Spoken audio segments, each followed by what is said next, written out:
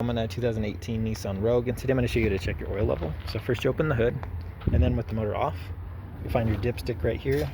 So pull this all the way out, wipe it clean with like a rag or paper towel, and we'll stick it back in all the way, and then pull this all the way back out again. And then on the end here you should see some notches. That dot towards the right, that's like the full, where the H is, and then the dot on the left is where the L is the low. So if the oil level left on here is really close to that L, you want to get some oil added, which especially these cars get the higher mileage, you might need to do this more often. But we'll stick this all the way back in. And if you do need to add oil, this is the cap you'll remove. So you just twist this counterclockwise to take it off while the engine's off. And make sure you're using the correct type of oil, as well as ideally the same synthetic, conventional, and brand you've been using. Best not to mix and match.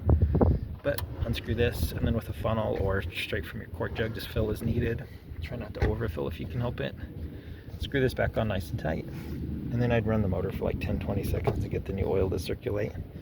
And at that point I'd turn the motor off and then redo the original process of checking this dipstick, wiping it clean, and then sticking it in to see where our new level's at.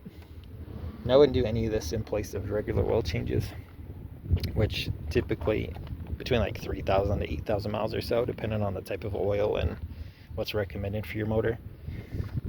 But to do that, you typically put the vehicle on a slight lift. You go underneath where the oil pan is, pull the plug, drain all the old oil out, replace any filters as needed, and then screw the plug back in. And then at that point, go back up here and refill everything recommended for your particular model of motor. Screw this on nice and tight, and then you should be able to turn the motor on, circulate the new oil, and then check the dipstick as needed again to make sure it's full.